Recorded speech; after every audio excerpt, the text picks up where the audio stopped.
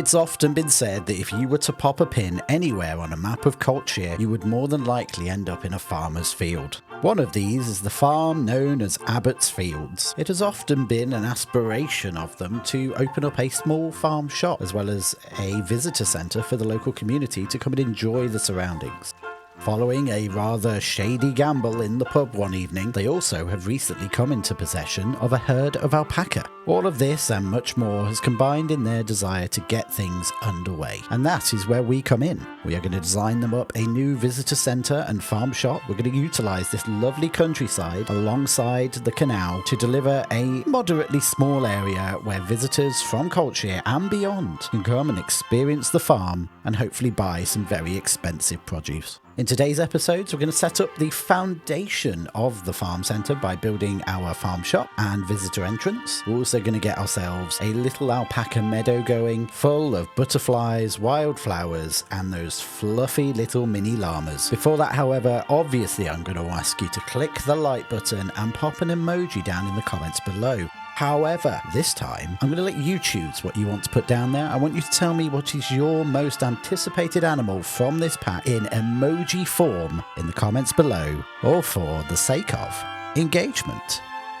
And with that done, let's EI go. EI, I am a comic genius, and as long as I laugh, I think it counts. I'm sure you're all in stitches. So with today's build, we're going to start off rebuilding something that's already in the new download content pack, and that is the faux rock stone walls. Some of you may recall that we actually built some of these in Antara Park using the volcanic rock from the Oceania pack. I like the ones that are in the blueprint with the new Barnyard DLC. However, they're not quite my taste when it comes to width or colour. You know, I like a bulky wall. So I'm going to rebuild it. I'm going to rebuild it doing exactly the same method they did, but I'm going to add in some of the mossy stone rock, and I am really pleased with the outcome. Now I'm also going to build these in a way that allows me to just clip them together like a giant Lego brick. So what you'll see towards the end of these clips here is them all grouped together, and then I'm going to duplicate that group and just use it wherever I need a rock wall. On top of that, I am going to pop these up on the workshop, as well as a collection of some of the other bits I've made for inside of the farm shop.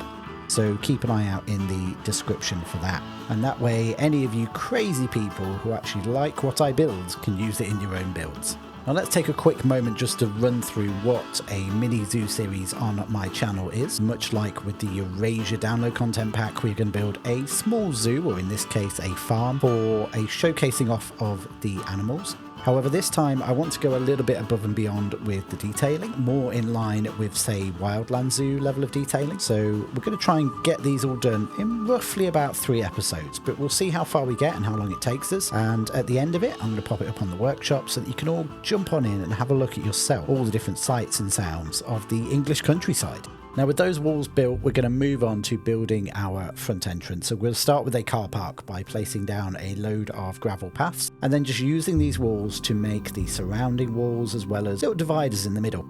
Once we've got them placed, we're going to move all that plant life around, just make sure it looks nice and random. We don't want it to look really repetitive. I'm not going to go all out and build a road system or anything like that. We're only going to be in this for a couple of episodes here, but the nice inference that there is somewhere to park always adds a little bit of realism.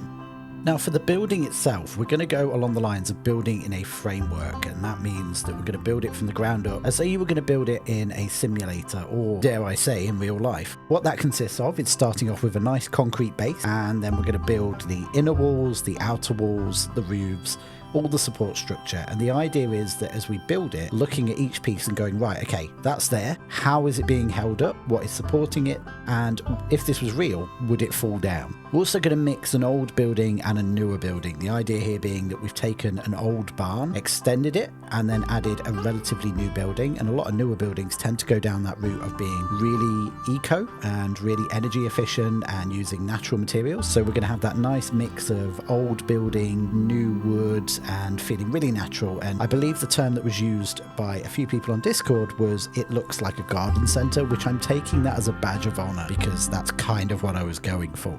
Now there is also an element to this building which won't be finished in this episode, and that is I have got into the habit of putting in electrical cables and piping and extra details, and unfortunately we just didn't have enough time with this download pack before this week to actually get all of that done. So what I'm doing is getting the base building done. We're going to pop some things in it that you'll see at the end of the episode, and then we will come back each episode and add a little bit more, and that means that each time we start an episode off and we have that fly through the building, you guys can sort of sit back and see all the little extra bits that we've added in.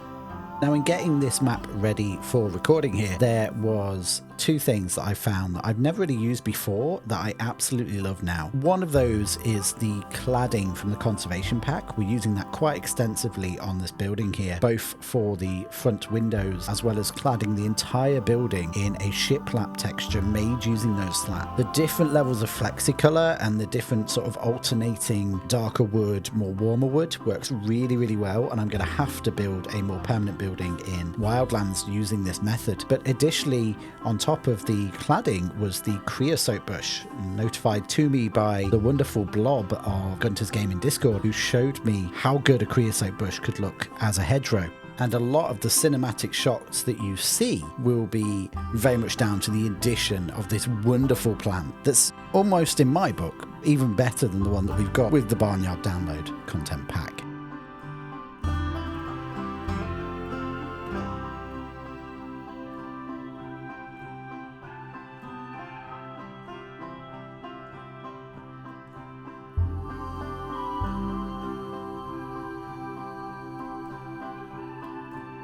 Now, as you can see on the screen there, the building's coming along. We have clad it in the shiplap texture. We're going to give it a little black base of damp-proof coursing brick along the bottom, and that just separates that off from the floor. And then we'll also run a wooden trim along the top of these panels just to level them off and stop them looking quite so unfinished.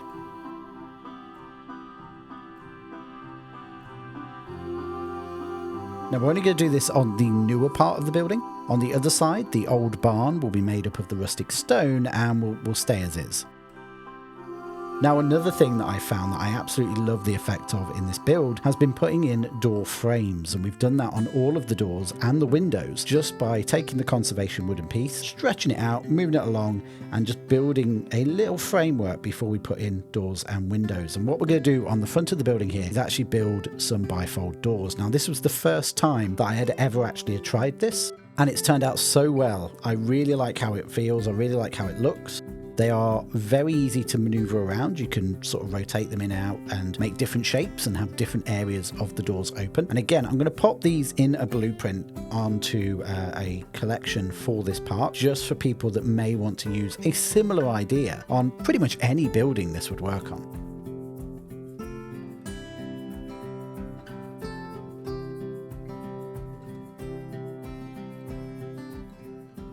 If I could change one thing about them though, it would be having a little bit of a bigger piece of glass on the front there. So we didn't need that metal framing detail just going along the middle of the door. It works, but it's not what I wanted. I wanted a nice big piece of glass there. Now, once we've stretched these out across the building here, given ourselves a nice big entrance, I've also used them as fillers for various couple of windows. I'm just going to go back over all the wood and just add in a couple of different colours just to add a bit of variation. And I think it looks absolutely amazing.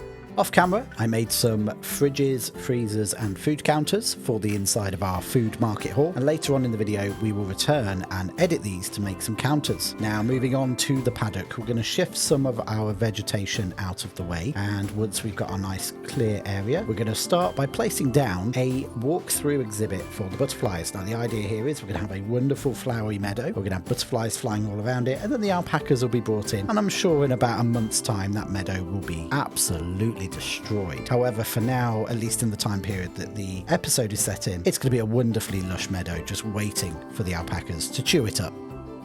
Now we're going to bring in those Lego walls we made earlier, and these worked really, really well. The additional benefit that I didn't think of when I was building them was you can literally just go in, drag out chunks and make holes. So you can just literally knock them down, throw the stones everywhere. It works really, really well, and I'm so happy with them. I will likely end up using them a lot more in the future in other episodes and other series.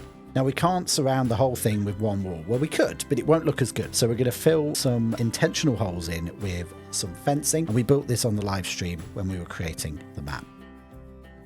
Moving on to the shelter now. So this is a fairly new addition. They've had to very quickly go out and get a shelter for these alpacas. So we're going off of something that you'd probably buy out of a catalogue. You could go down to your local hardware store and buy a smaller version of this for horses. And it's basically just going to be made from struts. We're going to then clad the inside with particle board so it looks fairly DIY. And then on the outside, we're going to slap on some cladding so that it matches somewhat with the building.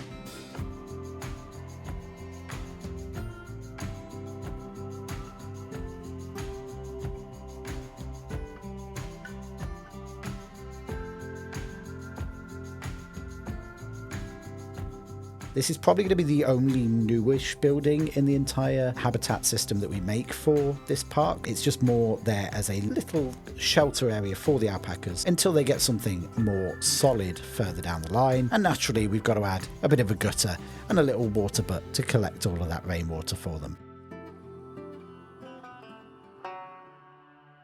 Now with the shelter done, we're going to move on to planting, and we're just going to nudge our hedgerows back into place. Again, that wonderful creosote bush just adding so much bulk and greenery. Now I'm also going to make a repeatable grass plant palette. We're going to do that by taking a couple of groups of buffalo grass grouped together, and then in each group we're going to throw down different setups of flowers and the hosta, which makes a brilliant weed, as well as some bluegrass, and just really making these nice lush modules that we can sort of just place everywhere. And then once we've got 2 or 3 of different colours and different setups, we're then just going to start copy and pasting them across the meadow. And the trick to doing this is not putting too many of each one in one place. We can rotate it, we can twist it, but we also want to leave some negative space, a space where we just have the buffalo grass, and that will give you a nice mottling and a nice variation. And then what I did was I went back afterwards and just gave these little areas of normal long terrain texture grass, and that just pops up through. And because it's a little higher than all of the others, it adds just a nice bit of bulk.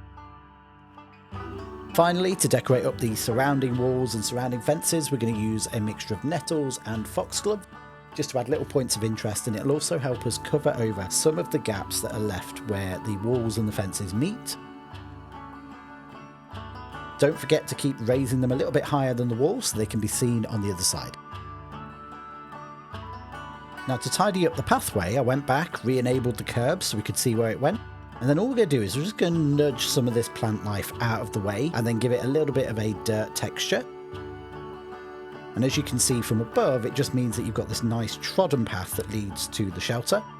And as a final fitting piece, let's pop in some of those hand sanitizers just at the entrance for the guests to wash their hands after. Now to finish up the inside of the shop, we're going to go back in, just convert some of those freezers round into counters, and these LED signs are amazing for that. They've got those little metal legs. And then we're just going to start popping down some of the gift shop souvenir shelves, as well as some of the new crates, filling them with fruit and veg.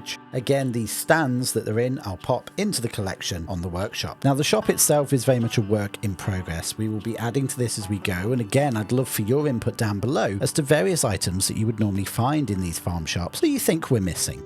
Now, as we zoom back and have a look at our wonderful entrance building, I'm feeling really excited about some of the stuff I've got planned to build in this mini-series. This one is going to be quite scenery heavy. The animals themselves are the attraction, which is great, and the new pack looks awesome. But for that, we've got to have some fairly good scenery around it, and that's where our focus is going to be over the next episode or two. I'm not going to do a proper review until we finish the series off, and I can give you my personal thoughts about how this download pack is. However, I am really happy with how these alpacas have turned out. They look amazing, the fur looks great, and the animations are brilliant. Next episode, we're going to focus on a little bit more of an intimate petting zoo with the chicken, the goat, and the donkey paddock, and that will come along with possibly the most detailed farm building I have ever built. If you enjoyed today's episode and you can't wait to see where we go with this wonderful map, don't forget to hit the subscribe button down below, as well as clickety-click that like button. Pop down what animal you cannot wait to see in the comments below. Thank you so much for watching. I will see you next week as we return to our wonderful budding farm. Bye.